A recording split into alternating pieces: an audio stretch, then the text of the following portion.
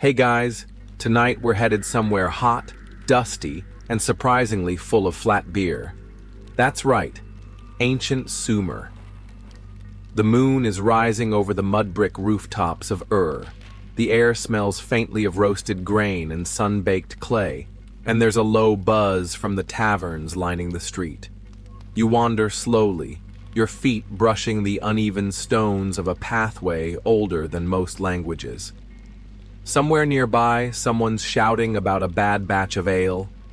Again, this is not a place of noble empires or dramatic battlefield clashes. No, tonight we're diving deep into something much more fermented.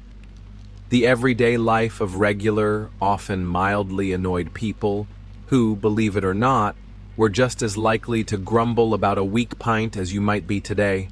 So before you get comfortable, take a moment to like the video and subscribe, but only if you genuinely enjoy what I do here. And drop your location and local time in the comments. I love seeing where everyone's listening from. Now, dim the lights, maybe turn on a fan for that soft background hum, and let's ease into tonight's journey together. You trudge past the edge of the temple district as the warmth of the baked mud walls radiates against your shoulder. The city of Ur is bustling, even as the sun dips. People mill about, traders arguing over the price of lapis lazuli, scribes complaining about worn styluses, and in the distance, a pot crashes. Someone mutters a curse that sounds like it involves donkeys, but it's the beer that has people talking. Always the beer. You pass by a woman waving a clay jug, yelling at a merchant who looks far too calm for the situation. You only catch a few words: sour, cheated, and Ninkasi help you. But it's enough to piece together the ancient equivalent of a one-star review. It's hard to overstate how important beer is here. It's not a weekend treat or a festival indulgence. It's breakfast, it's wages, it's medicine, it's religion, and, occasionally, it's a bitter disappointment in a jug. A man leans against a column, sipping from a wide-mouthed clay cup with a long reed straw. He sighs dramatically, then sets the cup down with a frown. You imagine he's rehearsing how to phrase his complaint. Should he go with deceived by brewer? Or something more poetic like a river of lies in a cup of sorrow? Across the street, a scribe scribbles on a damp clay tablet. You slow your step to watch. He's writing something for a man who is pacing and gesturing toward a nearby tavern. The man's expression is one of deep betrayal, the kind usually reserved for lost love or stolen goats. The scribe looks bored. This is probably the fifth beer-related complaint he's etched today. Historians still argue whether the Sumerians truly had a formalized complaint system, or if these were more like angry graffiti with excellent penmanship. Either way, a handful of these customer reviews have survived the centuries, baked into tablet form and uncovered from the ruins of cities like Ur and Nippur. One of the most famous was written by a man named Nani. You'll hear more from him later, but for now, just know, this man was not pleased with his beer delivery. The funny thing is, beer here isn't even carbonated in the way we know it. There's no fizz, no bubbles. It's thick, cloudy, and often filled with bits of grain floating around like unwanted croutons. The taste? Well, let's just say your modern palate might not be thrilled, but to the Sumerians, this was the drink of the gods, when made correctly. And when it wasn't, well, you've seen the results. Raised voices, reed straw pointing, and the occasional mudslinging, sometimes literally. You keep walking, passing a low, smoky tavern. Inside, the atmosphere is warm and loud. A pair of merchants argue over who owes whom a drink, and in the corner, a brewer is fielding complaints with the exhausted look of someone who knows the barley was a little off, but isn't ready to admit it. The taverns are open air and crowded. Benches made from woven reeds creak under the weight of tired farmers and loud bricklayers. Children dart between stools, carrying half-full jugs like tiny waiters. Somewhere, someone knocks over a cup, and a woman wails as if it were the last beer in Mesopotamia. And in a way, each jug is precious. Beer isn't just for fun, it's deeply woven into the fabric of Sumerian life.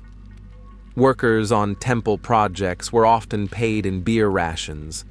People offered beer to the gods, to the dead, and sometimes to each other, though not always generously.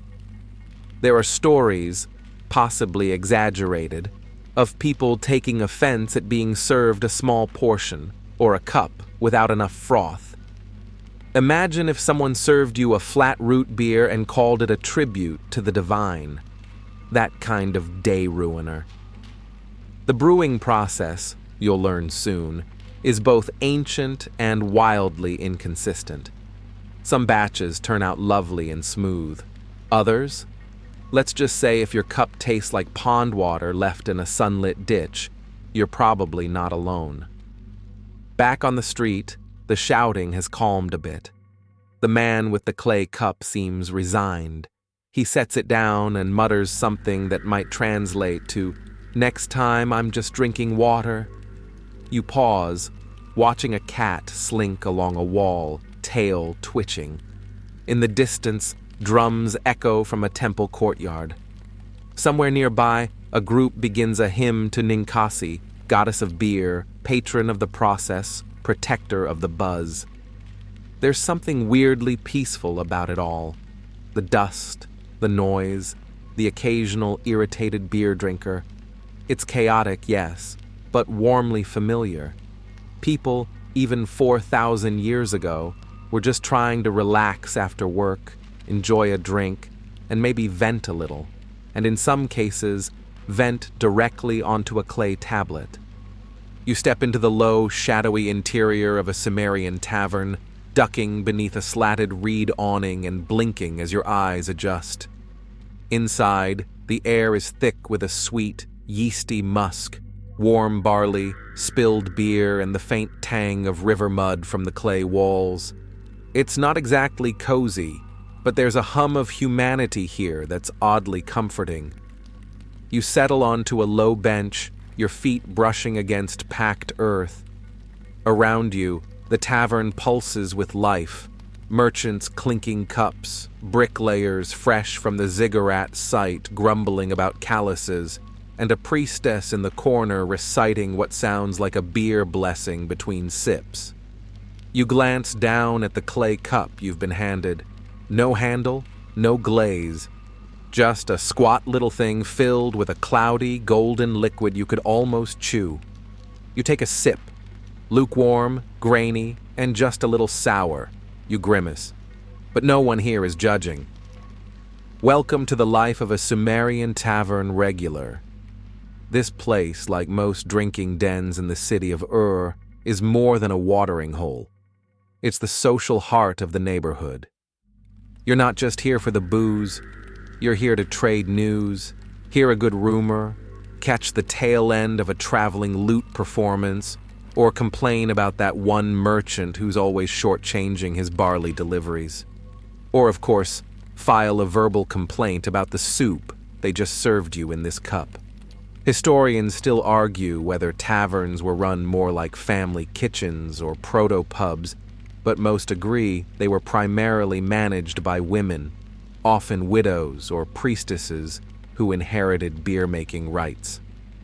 These women brewed, served, negotiated, and occasionally refereed drunken debates about who had the better goat, and they were good at it, usually. You glance over at the tavern keeper.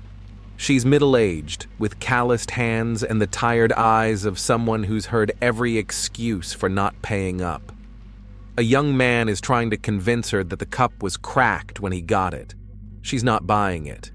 But the truth is, things do go wrong. The beer might be too thick, or too thin, or improperly stored, left in the heat too long, or made with old grain that had a little too much character. You swirl your cup and see a few small bits floating near the top. Protein, maybe, or something else. There's a reason tavern-goers like you might keep a scribe on speed dial. And no, that's not an exaggeration. Wealthier customers often traveled with a servant or apprentice who could write. Someone who could dash off a clay tablet complaint if the froth wasn't up to snuff. Others just memorized the wording and recited it to the nearest temple scribe later. This was your version of, "Can I speak to the manager?" But you're not angry. Not yet. The beer's not great, but it's doing its job. You lean back, letting the ambient noise wash over you. A nearby table bursts into laughter as someone tells a joke about a lazy barley god. A dog sniffs around your ankles. Someone starts clapping rhythmically. A drum joins in. The tavern isn't just a bar, it's therapy. It's where grievances are aired, friendships forged, and grain-based grudges solidified.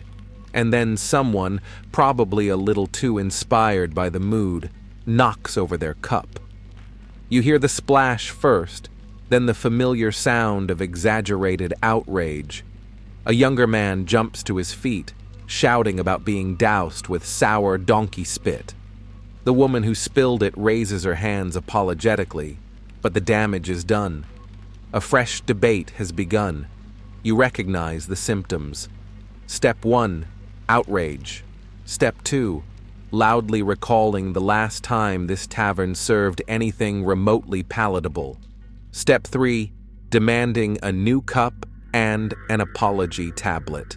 You've seen it before, and you'll see it again.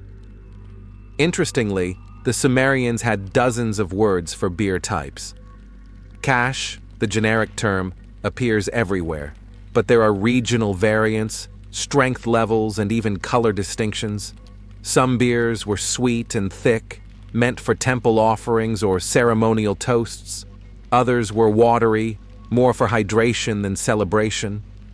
There were beers with honey, with herbs, even one brewed with dates, sort of an ancient, chunky cider. You remember tasting one like that at a festival last month. It had the texture of overcooked oatmeal and made you see stars for 3 days.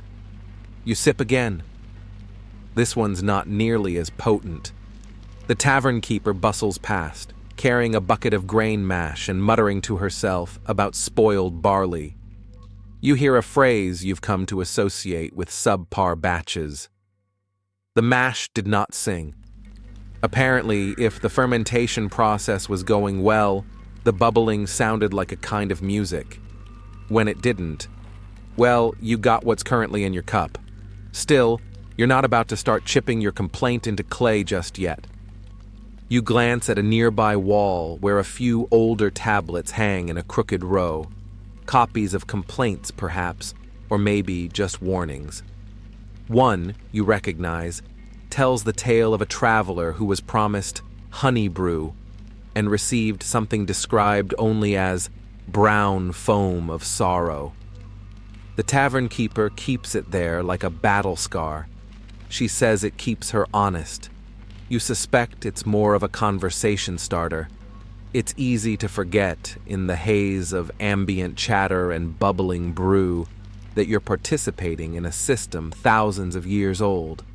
A tradition of social drinking, griping, sharing, and storytelling. It's soothing, really, predictable in its chaos. You sip again. Still not good, but not bad enough to complain. Yet. The next morning, you wake up with the fuzzy mouth of someone who drank clay-filtered yeast soup and called it a night out. Your head pulses gently. Not a full hangover, more like a memory of one. Outside, the sun is already slipping above the thatched rooftops of Ur, casting long shadows over the dusty courtyard. And today, you're doing it. you're filing a formal complaint. You stretch your arms, shuffle to the corner of your modest home, and kneel beside a low wooden chest. Inside lies your most important artifact, a square slab of baked clay, smoothed and ready. It's complaint time, and you mean business. If the tavern's going to serve you lukewarm barley backwash again, they'll have to answer to the gods, or at least the city's scribal office. You grab your reed stylus, a stiff, wedge-shaped sliver, and breathe out slowly. Let the record show, the beer was offensively flat. The foam barely existed. There was a small pebble in the bottom, and, worst of all, it had the gall to taste like someone rinsed an old sandal in river water and called it bold notes of cumin. You smile as you press the stylus into the soft clay. It's slow work, but oddly satisfying, like a grumpy diary entry that bites back. Now, Sumerian complaint tablets weren't just angry Yelp reviews. These were real, legally recognized documents, and the best part? They were often poetic. This wasn't just, "Dear manager, your product stinks." No, it was more like, "The beer promised barley's song, but delivered silence like a goat in mourning." Beautifully petty. One of the most famous examples, one historians still love quoting, comes from a man named Nanny. He sent his complaint to a copper merchant named Ea Nasir after being sold substandard metal. Nanny absolutely unloads. The copper was bad, the servants were rude, and the hospitality was non-existent. He writes, "What do you take me for that you treat me with such contempt?" This guy walked so every keyboard warrior could run. But while Nanny's complaint is preserved, hundreds, maybe thousands of others are lost to time. Still, traces remain. Fragments unearthed in the ruins of homes, buried under collapsed libraries, hidden in old storerooms. Sometimes you wonder if one of your own past complaints will someday be dug up and displayed behind glass. Exhibit A, 2100 BCE. Man deeply offended by beer with floaties. Of course, historians still argue whether every complaint tablet was truly serious. Some may have been practice pieces for scribal students. Others might have been satire, private jokes never meant to be filed formally. But even then, the tone is real. It's the voice of a consumer 4,000 years ago, going, "This is not what I paid for, and I will not stand for it." You finish the first line and pause. This is delicate work. You want to strike the perfect balance between injured customer and wounded poet. Not too whiny, not too proud, like, "The beer was quiet, my stomach less so." Now comes the tough part, getting it delivered. You wrap the soft clay in a bit of linen and tuck it into a reed satchel. Then it's off to the scribal quarter, your sandals slapping gently against the dusty street. People pass you with baskets of dates, bundles of reeds, and the occasional goat on a leash. You nod politely. Everyone complains about something. You're just committing it to eternity. The scribal office smells like wet clay and ambition. Apprentices crouch in rows, practicing wedge marks on old tablets. You recognize one. He once helped write your complaint against the fishmonger who lied about freshness. That one got results. You place your tablet on the low reception slab and wait. A senior scribe eventually approaches, adjusts his robe, and peers at your work through squinted eyes. He makes a small sound. Then he nods. "This is a good complaint," he says flatly, like a funeral director confirming the casket fits.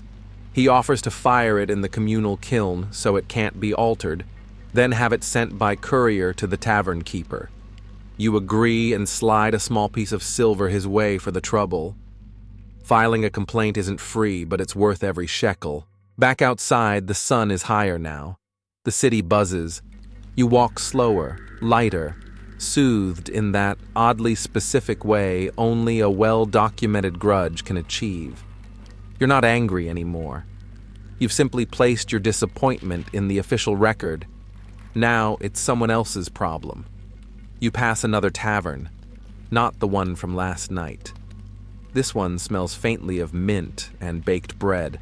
A woman stands outside holding a ladle, shouting the daily special. Honey brew with date mash. No sediment today.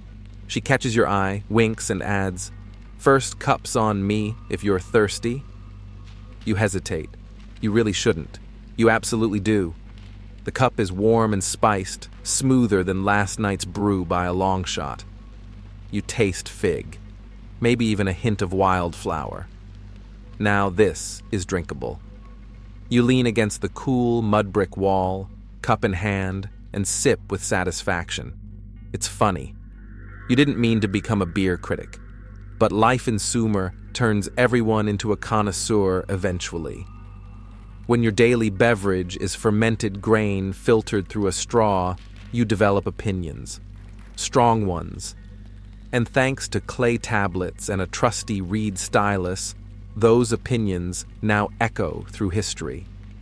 You linger a while with your second, superior cup of beer, letting the sweet, grassy aftertaste settle on your tongue.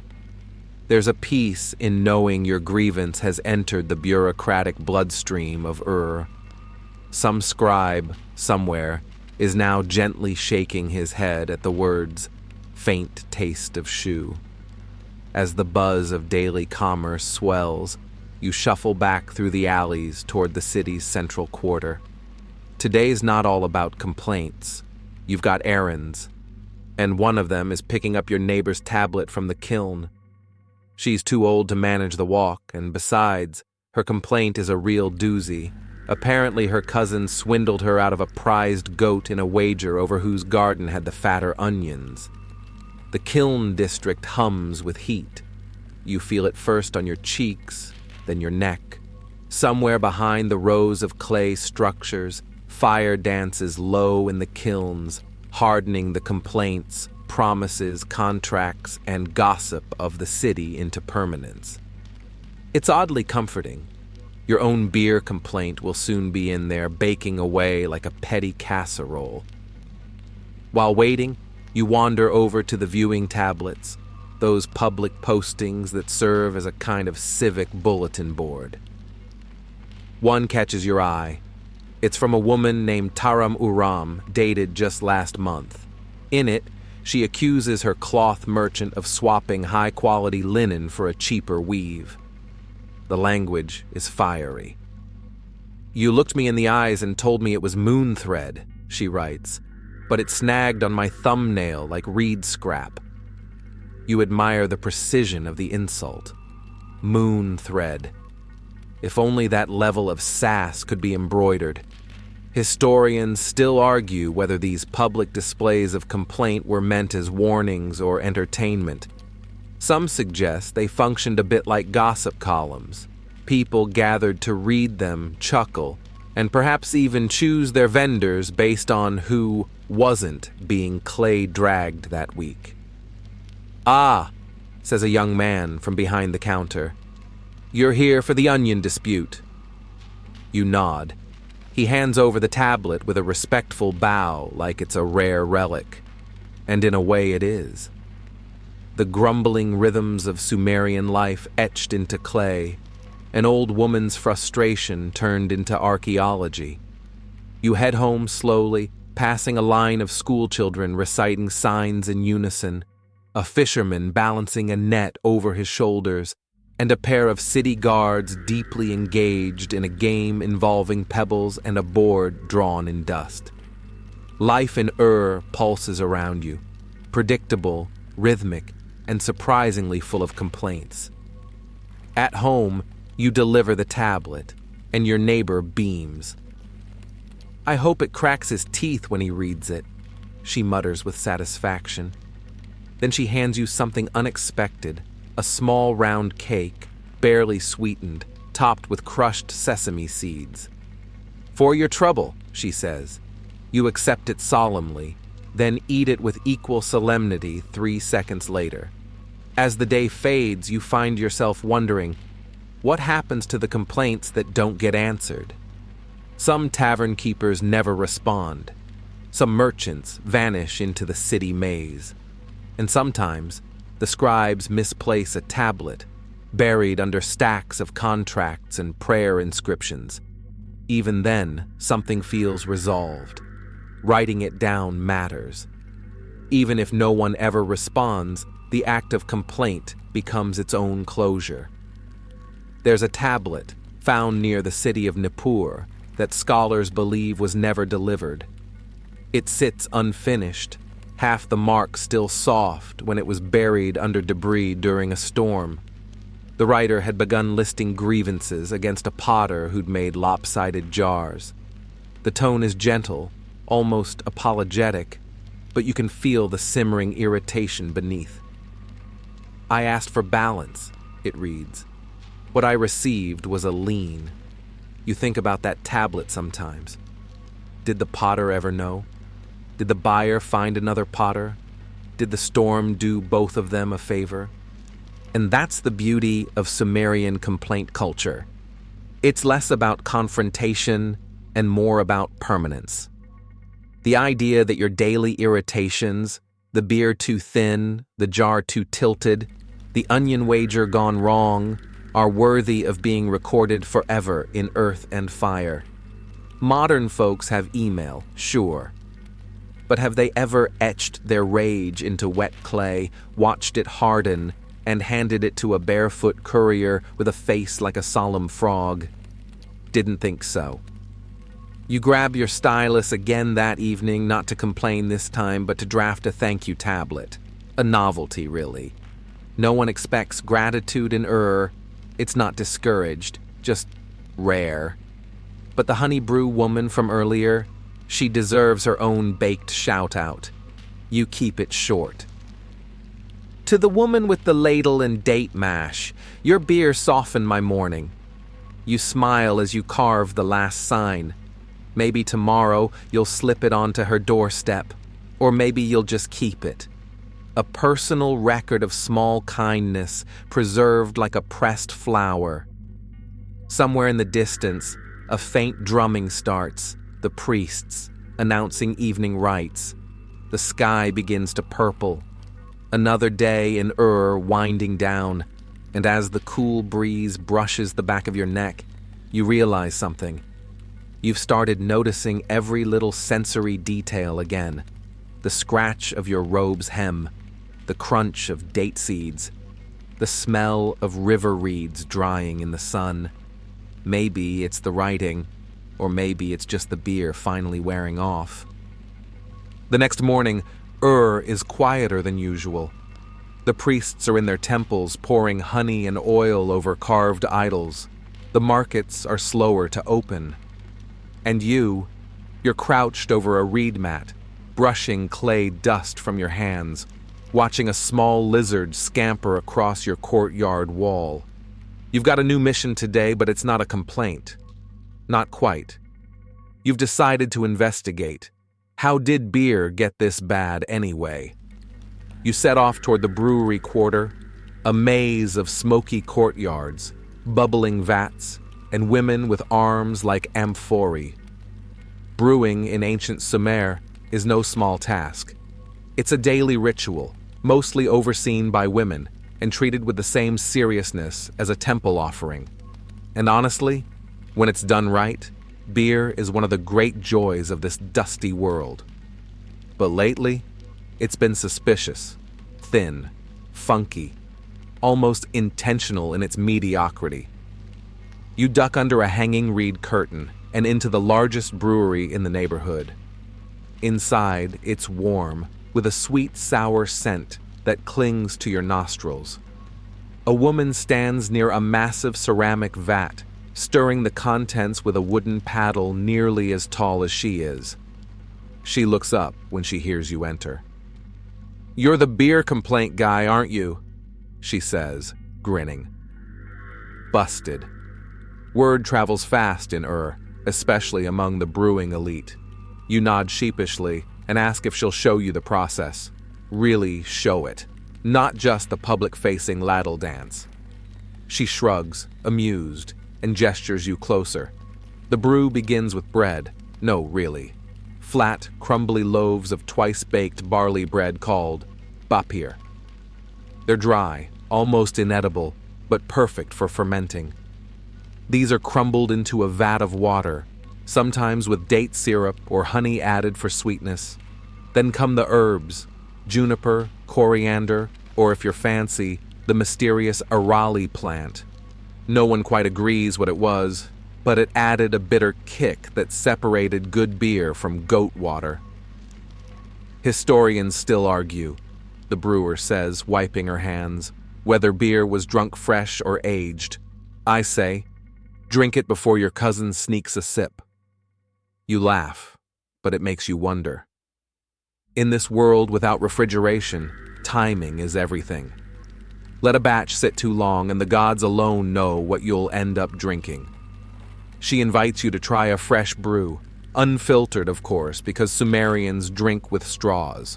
Long, ornate tubes carved from reeds or bronze, some with little strainers on the end to keep out the mush. You lean in and sip. It's thick, tangy, almost chewy. But it's good, alive. Like someone bottled the smell of warm bread and riverbank moss. So what went wrong at that other tavern? The brewer sighs. They cut the mix, water it down, reuse bapir too many times. Some even skip the dates and pray no one notices. She leans closer, conspiratorial. But the worst crime? Rushed fermentation. You shudder. The audacity. You spend hours there watching the process unfold. Cooling, fermenting, testing by scent.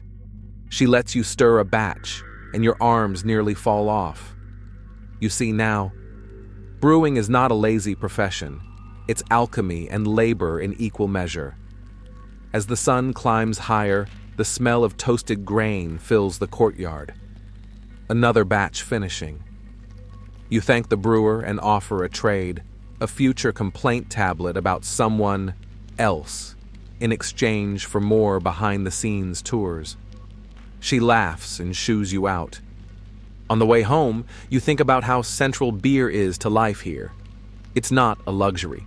It's nourishment, safer than water.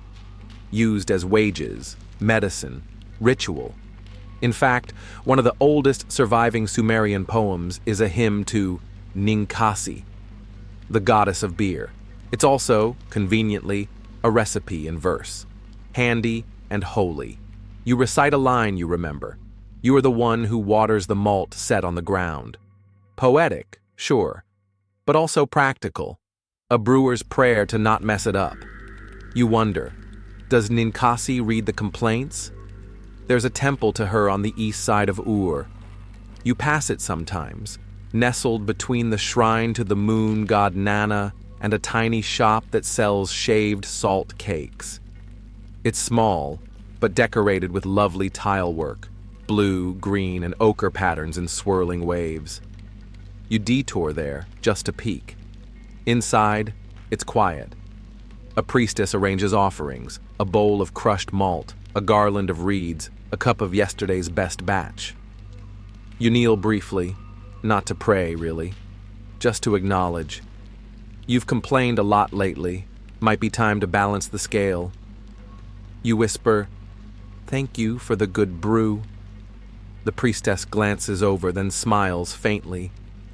Outside, the day is tipping into its golden hour. You pass a group of musicians rehearsing under a fig tree, their lyres plinking in soft harmony. A donkey lets out a deeply judgmental bray nearby, possibly because someone dropped a fig on its head. You chuckle and make a note. Potential complaint. Donkeys with attitude. But truthfully, you feel lighter. Sometimes, understanding something makes it easier to forgive. Not that you'll retract your complaint.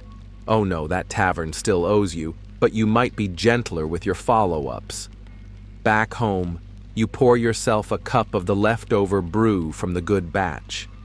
You raise it to the sky, to Ninkasi, and to the women stirring the vats every morning before dawn. And you toast to the most ancient truth: mediocre beer will always exist, but so will those brave enough to call it out. You're back at the scribe's house, and this time, you're not just dictating, you're editing.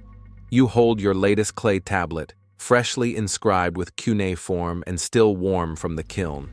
It's your revised complaint to the tavern in question, more pointed this time, but, dare you say, more poetic. You've included details now that you've seen how the real beer is made. You've even worked in a metaphor or two. There's something incredibly satisfying about writing, even when it's mostly listing disappointments. The scribe looks over your shoulder, eyebrow twitching with mild disdain. You want me to change this line to frothless as a eunuch's whisper? Really? You nod solemnly. Precision matters. He snorts, but obliges. Scribes in Sumer are like the ancient world's editors, calligraphers, and customer service reps rolled into one. You pay them in silver dust or loaves, and sometimes a little gossip. That's your next offering. Some scuttlebutt you picked up at the temple of Ninkasi.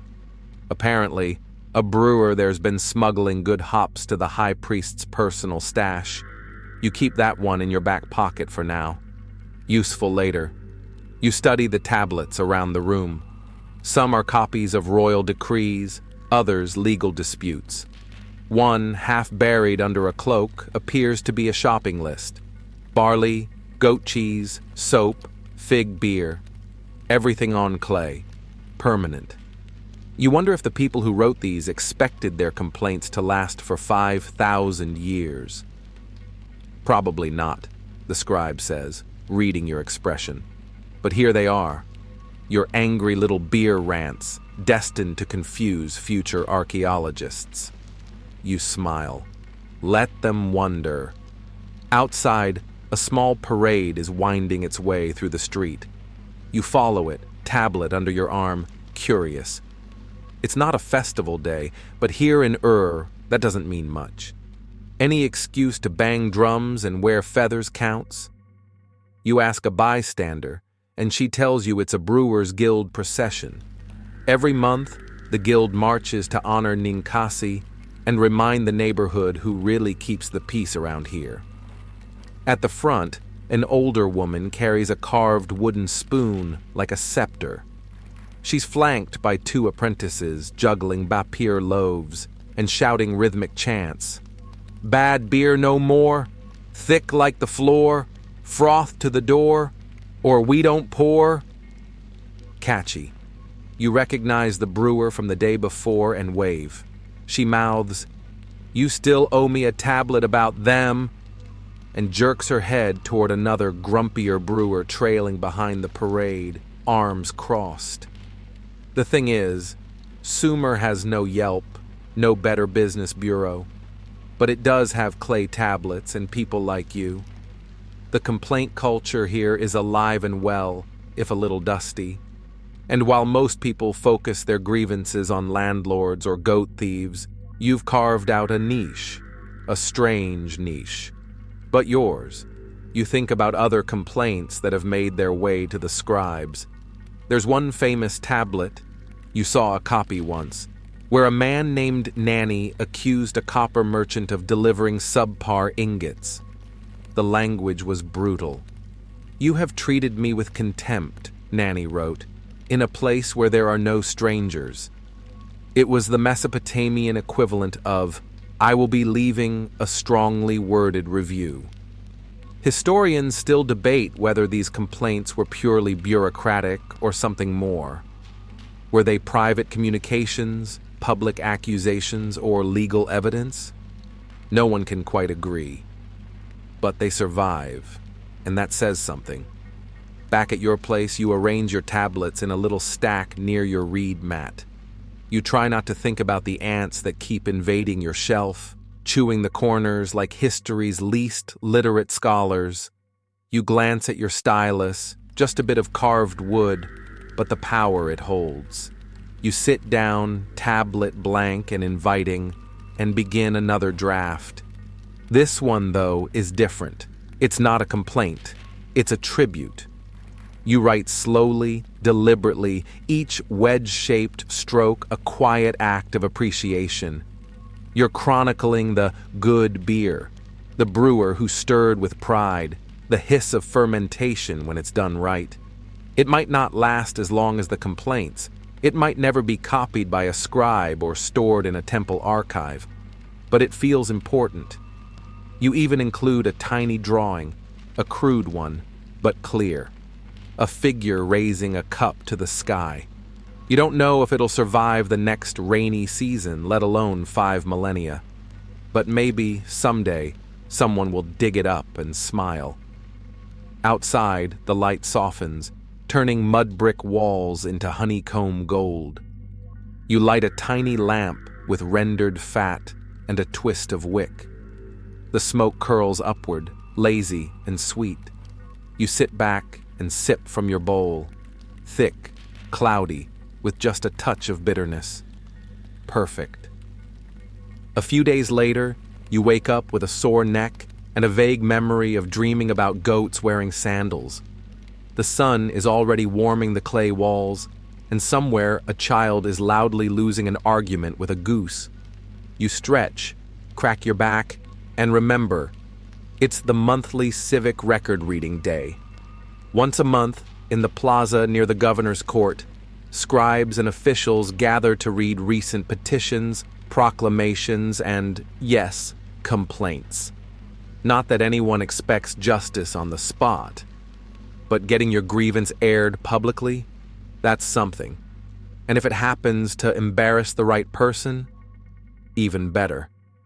You grab your latest complaint tablet, the revised one, now with upgraded sarcasm, and head out. The plaza is crowded. Vendors with date cakes, street performers juggling what look suspiciously like stolen onions, and of course, petitioners like you. You nod to a few familiar faces. One guy has a tablet about someone stealing his roof tiles during the night. Another is angrily clutching a goat, which, by the sound of things, was not supposed to be pregnant. It's a colorful gathering. You find a shady spot and lean against a pillar carved with old Akkadian inscriptions. The official reader, a man with a voice like a creaky temple door, steps up to the podium. The crowd hushes. Well, mostly. He begins with the formal stuff: tax updates, canal maintenance schedules, grain forecasts. You zone out slightly until your ears prick up at a familiar phrase. A formal grievance submitted by a citizen regarding the tavern on the Southern Quay. That's you. You straighten up. People glance around. The reader adjusts his robe, squints at your tablet, and begins reading aloud your words, exactly as dictated. You immediately regret some of your phrasings. And when I ordered a strong brew, I received instead a liquid with all the flavor and courage of stagnant bathwater. Someone in the crowd snorts. Which leads me to ask, was the barley tired? Had the dates gone on strike? More laughter now. You wince, but secretly you're a little proud. I submit that this so-called establishment be given 3 days to explain itself, or agree to re-education under the Brewers' Guild. There's a murmur, a few nods. Even the official looks faintly amused. He finishes reading and sets the tablet aside with a gentle thunk. It's not a ruling, not yet. But it's on record. You've struck again. Afterward, a few people approach you. One wants help writing a tablet about a stolen mat. Another is dealing with noisy neighbors who perform flute duets at all hours. You offer some basic advice: keep it specific, add flair, and never forget the power of metaphor. One man offers to trade you a chicken for help phrasing a property dispute. You consider it. Chickens are basically currency and entertainment. But what really catches your attention is a quiet young woman holding a tablet so worn the cuneiform is barely legible. She asks if you'll read it. You do. It's not a complaint, it's a record of her grandmother's beer recipe. Passed down for generations, she says, but hard to replicate now. Ingredients are scarce, methods are forgotten. She wants to revive it. You suggest she visit your brewer friend. She hesitates, unsure. The guild can be protective of their secrets, but you offer to introduce them, and just like that, a plan is born. That evening, you arrange the meeting. The two women talk, cautiously at first, then eagerly. You hover near the door, sipping a lukewarm brew and pretending not to eavesdrop. They're comparing notes, deciphering ratios, and discussing yeast like it's a mythical beast. And then, magic, they brew. Together in a clay courtyard under the stars, with oil lamps flickering and the scent of crushed barley hanging in the air, they recreate something ancient, something familial. The result won't be perfect, not yet, but it's theirs. You're invited to taste the first bowl. It's floral, slightly sweet, somehow brighter than the usual stuff. You close your eyes and let the flavor settle. You've started something, your brewer friend says. You nod. Hopefully not another complaint. She laughs, and they toast again. Historians still argue whether Sumerian brewing knowledge passed solely through guilds or was often preserved in family traditions, orally or on fragile tablets like the one that woman carried. Some scholars believe women dominated brewing for generations, only later edged out as beer became more commercial. Others suggest male scribes simply failed to document the women's role thoroughly. Either way, here, tonight, the past is alive again. In a cup, between friends, under a soft crescent moon. You walk home with the warm fuzz of barley in your belly and the strange joy of knowing you've played a part in something bigger than your own irritations. You think about all the other tablets floating around the city, all the minor stories trying not to be erased. You think, maybe complaints aren't just rants. Maybe they're maps to a better version of the world. Or maybe that's just the beer talking. It's been a full moon cycle since your tablet was read aloud in the plaza, and word has gotten around. You're officially that guy, the one who writes the poetic beer complaints. Now people seek you out not just to co-write grievances, but to listen. You've become a kind of unofficial historian of neighborhood discontent. You're amused and slightly alarmed. You step outside your house one morning and trip over a basket full of barley and a tablet with a note, "Please help, she's watering the beer again." No name, no return address, just silent barley-based desperation. You scratch your head, sigh, and bring it inside. It's not long before you begin keeping a small archive. Nothing formal, just a series of clay cubbies where you store particularly creative or poignant complaints others have entrusted to you. Some are genuinely sad, lost family heirlooms, unjust taxes, broken irrigation promises. Others are oddly poetic, like the one where a man complains that his neighbor's fig tree leans into his courtyard, like an old aunt, always watching. You read that one twice, then 3 times. One day, you're invited to attend a meeting of city officials, the governor's scribal committee, to be precise. You assume it's a joke until you see the official seal baked onto the summons. It's shaped like a lion awkwardly trying to sit on a scroll, very dignified. At the meeting, you're offered a seat near the back. The chamber is warm and smells faintly of ink, sweat, and old grudges. Officials shuffle through tablets while clerks mutter over stylus scratches and seal placements. Then the governor's assistant clears his throat. "We've received a number of civic complaints," he begins, written in what can only be described as an unusually literary tone. Someone snickers. You keep a straight face. "While these tablets have not gone unnoticed," the man continues, "it is not the court's role to encourage poetic commentary on local alcohol." Your heart sinks. But then, that said, the public seems to respond, and some officials believe this engagement, however strange, might be useful. We are therefore requesting your assistance in compiling a compendium of civil grievances. You blink. "You want me," you say slowly, "to write the official guide to complaining." The assistant adjusts his sash, with clarity and restraint, and perhaps a lighter hand on the metaphor. You nod solemnly. "I make no promises." Historians still debate whether such civic compendiums existed in this form. Some tablets do suggest sets of model complaints or formal petitions, but it's unclear whether they were meant as templates or simply examples. What's certain is that literacy and complaint writing was spreading, and the administration had to adapt. You spend the next few weeks drafting your guide. You call it the Discerning Citizen's Tablet on the Art of Courteous Displeasure. The title alone takes up half a tablet.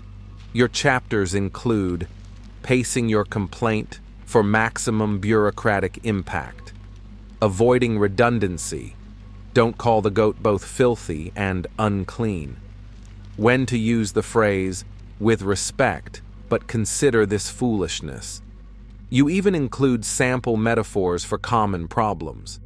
Bad beer, like river water after the oxen bathe. Slow scribes, slower than a turtle arguing with mud. Loud neighbors, as if Enki's own drums were dropped down a well. The guide becomes popular. Too popular, really. You see clay copies of it everywhere. Some accurate, others hilariously wrong. One version changes your quote about weak beer into something involving sheep milk and the shame of Nippur. You have no idea what that's supposed to mean. Meanwhile, your brewer friend is thriving. Her collaboration with the young woman from the tablet has resulted in a small but loyal following. They've revived several old recipes and even introduced a new brew called Quiet Froth. The name came from you, of course. You're told it's become a favorite among night watchmen and priests who appreciate subtlety. You get a thank you bowl every week. Payment in froth. One evening, you're approached by an older man with a weathered face and a streak of soot across his robe. He's a kiln master, he says.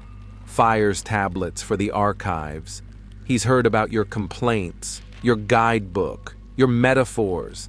He hands you a tiny tablet, no bigger than a fig. It's blank. "I think you're ready," he says.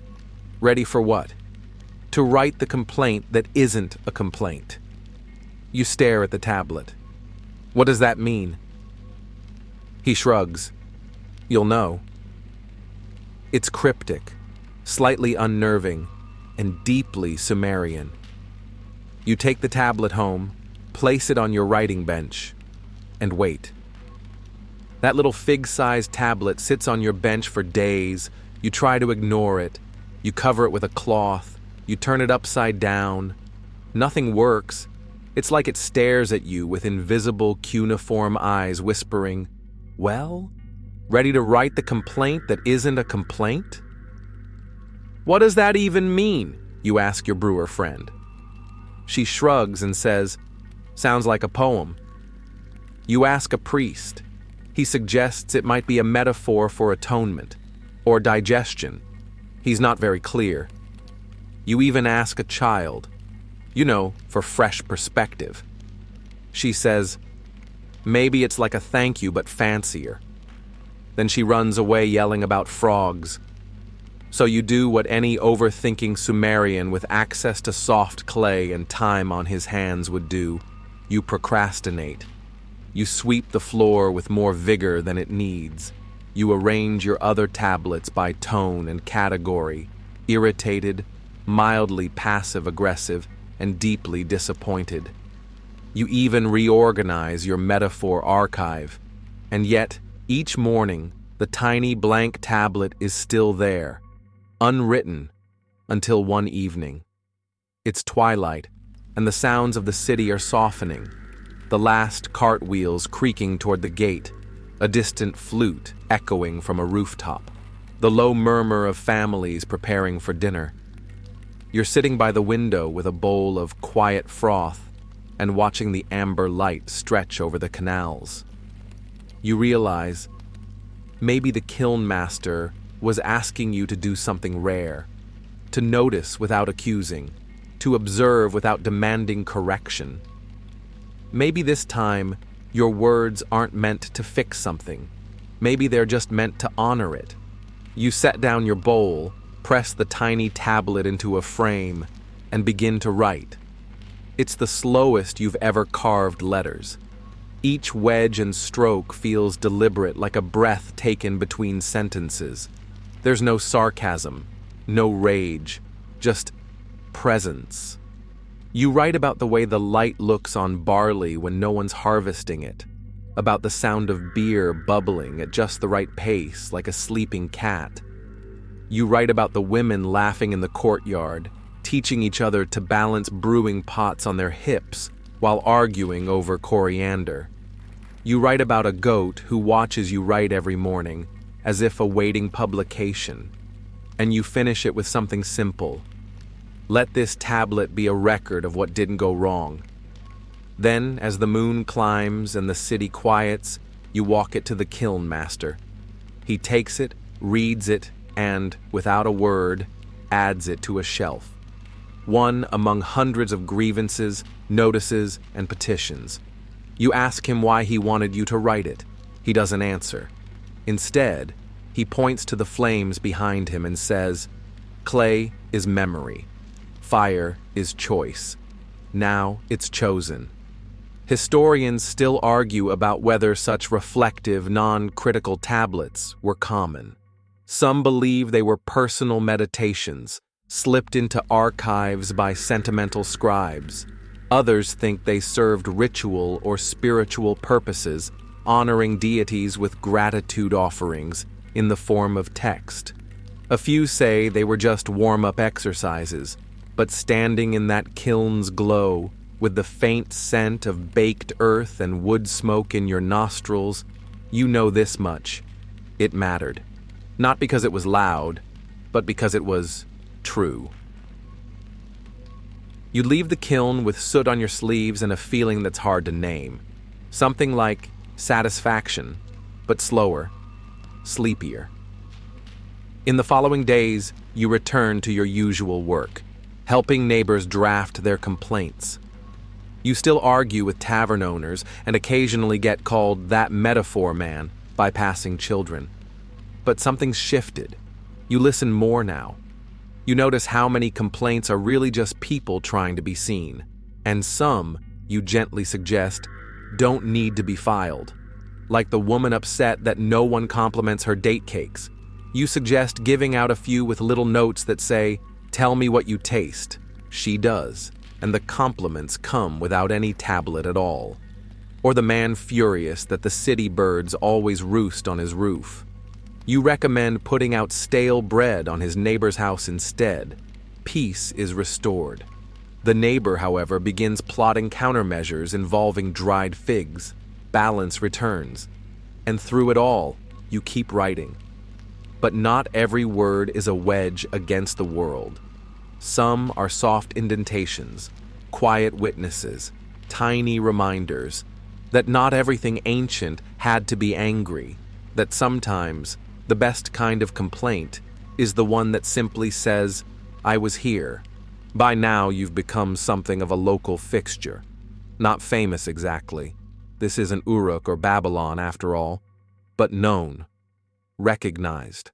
That guy with the stylus behind his ear and a head full of metaphors. The guy who turns complaints into a sort of slow art form. And as your reputation spreads, something curious happens. People start bringing you non-complaints. The potter's apprentice wants help composing a thank you to his master for finally letting him carve his own signature into the handles. A group of elderly neighbors ask for a blessing, written, of course, for the opening of their communal herb garden. A woman from the weaver's quarter commissions you to write a celebration tablet about her mother's retirement from loom work. At first, you're thrown. There's no standard template for a non-angry tablet. The form is built for structure and complaint. It's designed to grumble. And yet, you adapt. You find that praise uses the same clay, just softer language. You help the potter's apprentice inscribe.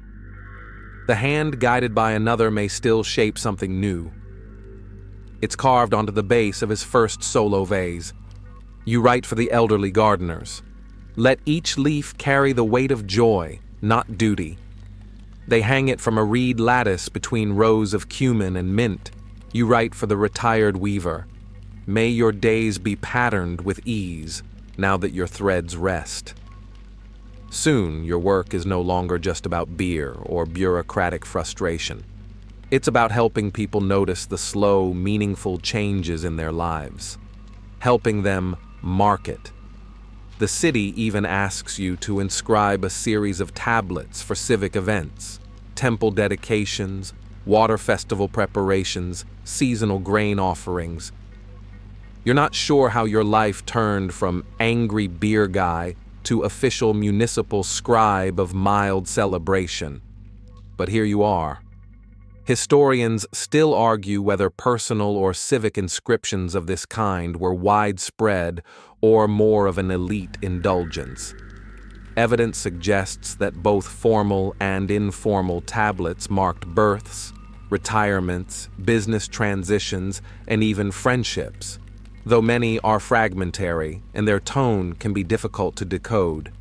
Some scholars believe these soft tablets played a quiet but crucial role in community bonding. Of course, not all your clients want softness. One afternoon, a merchant bursts into your home with a wild look in his eye and a clay-covered tunic. He slams a half-wet tablet on your table. "She gave me sour beer," he says, pointing at the cuneiform with shaking fingers, and then pretended it was supposed to be like that. You examine the tablet. His complaint includes the phrase, "offends the gods and my intestines." Bold. A little much. You tone it down.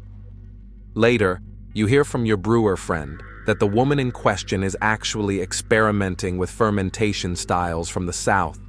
It's supposed to taste sharp, she explains. But she didn't say that up front. That's on her. You chuckle. So, sour truth? More like tangy misunderstanding. You coin the phrase. It sticks. Not long after, someone brings you an imported beer from Elam. It's bitter, with hints of pine and mystery. You sip it under the moon and write on a spare scrap. Not unpleasant, but tastes like rain inside a sandal. You don't file it, you just keep it. One day, your kiln master visits again. He brings with him an apprentice, barely 16, with ink-stained fingers and wide eyes. He gestures toward your shelves and says, "Show him the difference." You nod. Between what? Between a complaint and a record. So you do. You show him the beer tablets, lined up like disgruntled cousins. You show him the metaphor drawer. You even let him hold the tiny one, the blank one that isn't blank anymore. He stares at it like it's a sacred bowl. "What is it?" he asks. You answer, "It's the moment when nothing needed fixing." Later that evening, you write in your private journal, a rare kind of tablet, one that never gets fired, just left to dry then ground back down weeks later to make space for more thoughts. You've done this for years now. Tonight, you write, "The city hums like a slow poem. I walk with ears open." And then, "No complaints today. Just that." The clay cracks slightly as it dries. You don't mind. It's the quiet season now. The air hangs thicker. The canals move slower, if at all. Even the cats of the city seem to have lowered their ambition, flopping across sun-warmed ledges like furry punctuation marks. And you? You've begun to wonder where all this is going. Not in a dramatic way, just the way one might ponder the last line of a poem before it's written. Your days remain busy. There's still beer to evaluate, tablet commissions to fulfill, scribal students to mislead gently with riddles. But something in you stirs, a curiosity about where these words end up once they leave your hands. You begin visiting the archives, not the big temple ones. You're not that important. But the smaller storage houses tucked in corners of public buildings, behind shrines, under libraries, places where someone long ago thought, "This is worth keeping." You flip through dusty shelves lined with tablets, some chipped, some pristine. Many bear complaints, just like yours once did. One reads, "The date wine was less dates, more regret." Another, "She promised me a donkey and gave me a goat with aspirations." You smile, these are your people, and then you stumble on something unexpected, a tablet written in a hand startlingly like your own. It's a simple text, "May all grain be sorted as kindly as words." You didn't write this, but someone taught by someone like you might have. That's the thing about history, it echoes in clay. Historians still debate how much literary lineage existed among scribes. While some cities had clear instructional lineages, others were more informal, with scribes learning from trade, observation, or sheer trial and error. The echoes found in phrases across centuries suggest influence, but how direct that was remains uncertain. Still, you feel a sense of kinship with this unknown voice. You imagine their life. Did they also drink quiet froth under starlight? Did they also get dragged into domestic disputes over the fermentation time of barley? Did they also find that writing soothed more than just the complainant? You don't take the tablet, but you trace the letters gently with your finger, as if to say, "I see you." Later, you return home to a strange gift left on your doorstep. A sealed jar, a wedge of cheese, and a note that says, "For your face when you read things like this." You suspect your brewer friend. You open the jar, a new beer, pale, almost clear, infused with something herbal. You sip. It tastes like walking barefoot through reeds, a little disorienting, a little peaceful. You grab your stylus and scratch into a scrap. Wanders on the tongue like a priest in an unfamiliar parable. You laugh at yourself. The next day, a request arrives. The temple wants you to compose a public piece for the new moon festival. Something celebratory, they say. Something mild. You agree. But you ask to add one small line at the end. A personal indulgence. It reads, "Filed with no complaint, and every intention of remembering." They let it stand. You watch people pass by the tablet on festival night. Children, elders, distracted traders. Some glance, a few stop. One small boy reads the last line out loud and asks his mother what it means. She shrugs. "That's for you to figure out." And he nods like he accepts the challenge. You sip your festival beer, seated on a low stone step, and realize, maybe this is where it was all going. Not to fame, not to preservation, but to noticing, to witnessing gently. to telling the city what it already knew, but maybe hadn't said out loud yet. And just like that, the quiet season doesn't feel slow anymore. It feels spacious, like there's room to keep writing. You've started walking more, not for errands or complaints, but simply to see. You wander the outer canals at dusk, where kids practice throwing stones and lovers pretend to be very interested in the geometry of reeds. You trace the old market routes, now mostly dormant, where the smell of dried fish mingles with the ghost of yesterday's cinnamon. And everywhere you go, you listen. To people, to clay, to the strange way donkeys blink as if they know everything, but have kindly decided not to tell you. Your walks take you to places you used to ignore, like the embankment shrines, little mud brick alcoves tucked between larger structures, each holding some charm or offering. You'd passed them hundreds of times, but now you read the inscriptions, not temple formalities, but personal appeals. May he walk well on his long journey. Let her hands stay steady through the weaving. Please let me win the trade argument with Gishru. You laugh softly at that last one, poor Gishru. Historians still argue about the boundaries between religious and secular inscriptions.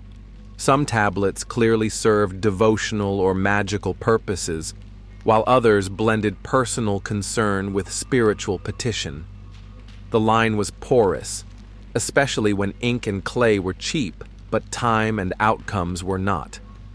One evening, on your wandering, you come upon something different. A young girl scratching into a tile with a twig. You squat beside her. "What's that?" She answers without looking up. "My pig won't stop escaping. I'm telling Inanna." You smile. "Strong choice.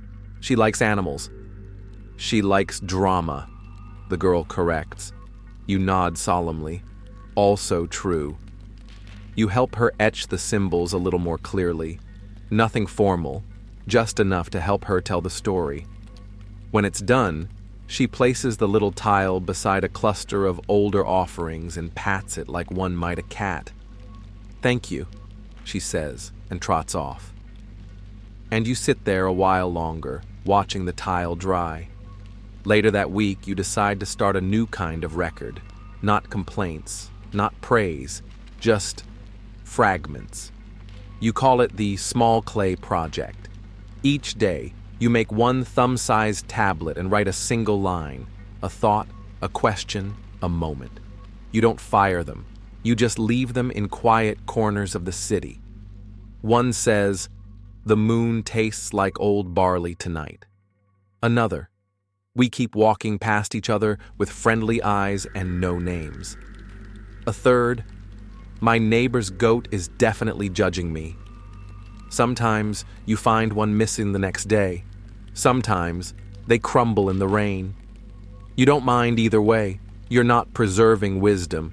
You're planting it, letting it bloom or vanish as it pleases. One morning, someone leaves you a tiny tile in return. It simply reads, "I saw what you wrote about the goat. He's judging me too." You laugh so hard you nearly drop your stylus into your breakfast porridge. You carry the tile with you for days. It's not brilliant. It's not even grammatically flawless. But it's connection, clay kinship. In that moment, you realize this is what you always wanted from your beer complaints. Not justice, not compensation, just someone else saying, "Yes, I've tasted that disappointment too." You visit your old complaint shelves and run your hand across the dusty tops. They feel less angry now, less urgent, like old jackets, familiar, worn, and not quite necessary anymore. One tablet, from early on, catches your eye. It's the one about the underfilled jar, the one with the sarcastic barley metaphors. You reread it. It still holds, but this time, instead of filing it back, you tuck it under your arm and head to the riverbank. You toss it gently into the water, It sinks with barely a splash and a small satisfaction. It's not erasure, it's release. There's a new brewer in town, young, ambitious, and full of unfortunate ideas. His beer is experimental, infused with everything from dried figs to crushed lotus petals to what he proudly claims is imported cinnamon bark from the West, probably. You try a sample. It tastes like a pastry had a fever dream. But you nod politely. You've lived long enough to know the value of a little false encouragement. Still, you know what's coming. 3 days later, your neighbor slides a small tablet under your door. It reads, "I would rather chew my sandals than sip this brew again." And just like that, it begins anew. The complaint season. Not because the beer is bad, although it often is, but because people need to say something. There's a comfort in it, a rhythm, like the river current or the steady bark of distant dogs at night. You sort the new complaints into tidy piles. This one's about froth. That one's about bottles exploding in the sun. Another blames the stars. You get creative with phrasing, gently pushing the line between poetic and petty. One reads, "The aftertaste reminded me of my cousin's third divorce." That one you copy twice, for posterity. But this time, you aren't annoyed. You're amused, moved, even. Because you see what's really happening. People still care enough to fuss. Historians often note how the presence of complaints in ancient records reflects not chaos, but organization, a society with expectations, norms, and crucially, the belief that someone, somewhere, is listening. You've become that someone again. Your brewer friend, yes, that friend, visits you one evening with a clay cup and a skeptical grin. "You're enjoying this," she says. "Admit it." You shrug, sipping. They're learning, slowly. The beer is actually decent. "You wrote any complaints lately?" She teases. You shake your head. "Just metaphors." She raises an eyebrow. "Like?" You lean back, reciting, "This batch slides down like gossip between cousins at a funeral feast." She snorts. "You're wasted on clay." "Clay never interrupts," you reply. You both sit there, watching the sky darken. Bats flicker between rooftops. Somewhere a lyre plays off-key. The night feels ordinary, and entirely enough. The next day, you host a little workshop. Just 6 people, 2 young scribes, 1 enthusiastic baker, and a silent shepherd who claims he's only here for the shade. You teach them the bones of a good complaint. You start with the grievance, you explain, but the soul of it is in the details. Give me texture, give me metaphor, give me barley with attitude. They laugh, they scribble, they surprise you. One writes, "The bread crumbled like my faith in second chances." Another, "Her prices rise faster than the sun and are equally unforgiving." You grin. This is what it's about. Not rage, not justice, but expression, connection, release. And when they leave, they each carry a tiny tile. On one side, their complaint. On the other, your inscription. You were heard. That night, you receive a gift. A sealed jar, no label. You open it cautiously, sniffing like a suspicious librarian. The scent is earthy, peppery, strange. You sip. It's terrible. Utterly awful. You laugh aloud, loud enough that your neighbor's goat bleats in sympathy. You reach for a tablet, begin to write, then stop. Instead, you smile and whisper to the jar, "Nice try." Then you drink the rest anyway. Because sometimes it's not about the beer, it's about the trying. You've become something of a local curiosity, not quite a prophet, not quite a scribe, more like a clay confidant. People pass you in the street and say things like, "I have a thought you might enjoy," or "You'll never believe what the grocer tried to charge me for onions."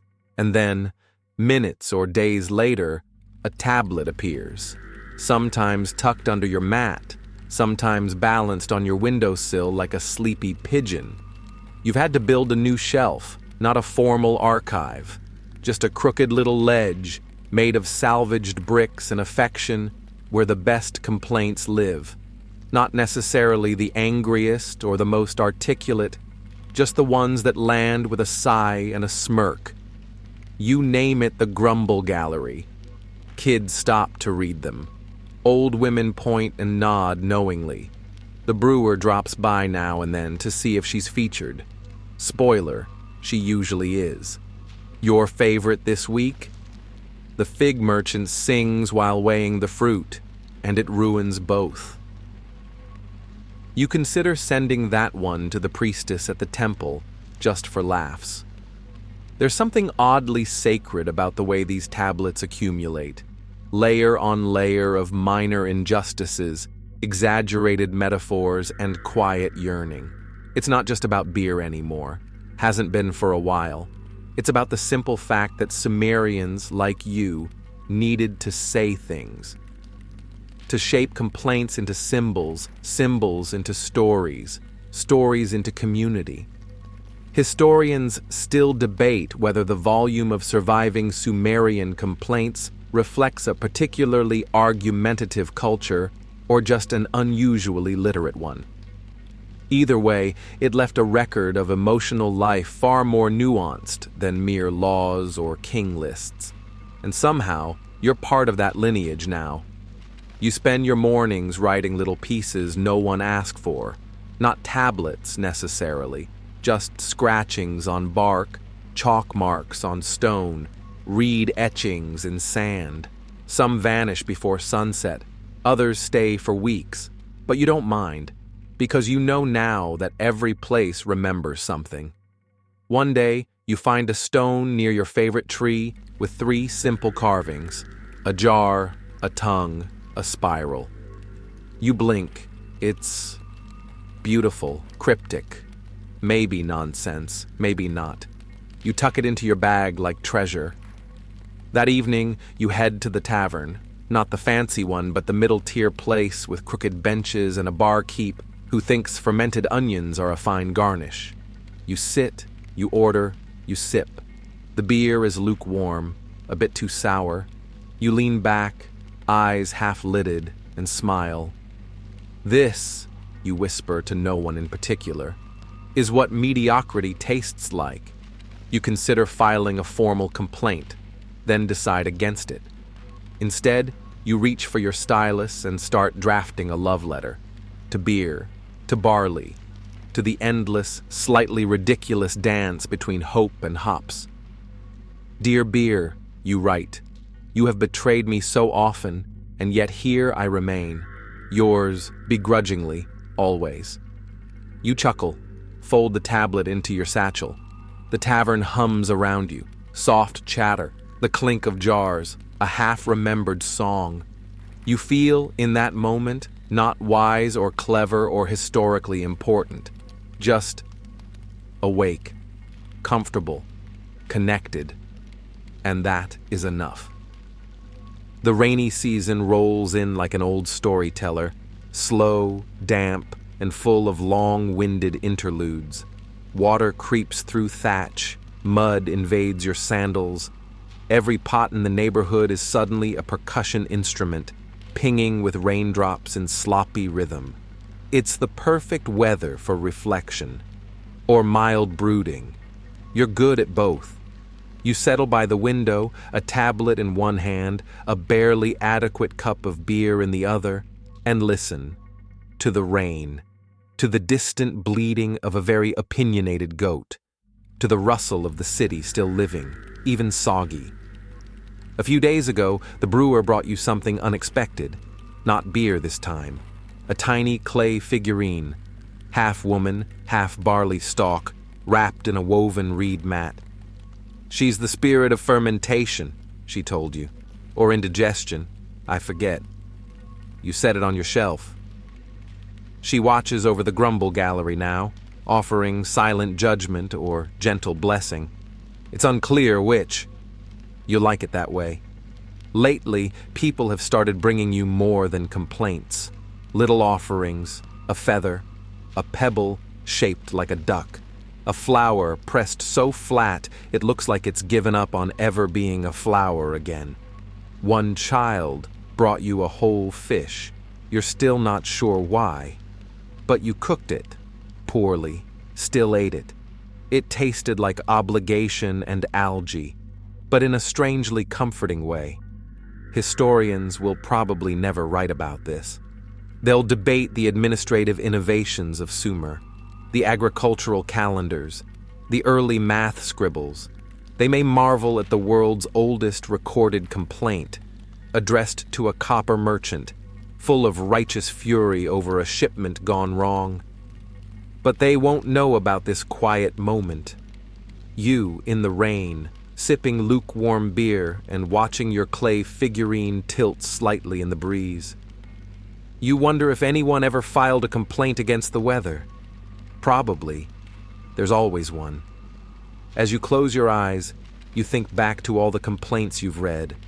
Some absurd, some oddly poetic, some heartbreakingly earnest, and you realize this wasn't about bad beer. It was about dignity, about having a voice, even if that voice is grumbling about sediment in a bottle, about the smallest things mattering, because they mattered to someone. You set down your cup. The rain eases, just slightly. You let out a long, slow breath, the kind of breath you don't even realize you've been holding for, maybe a few centuries.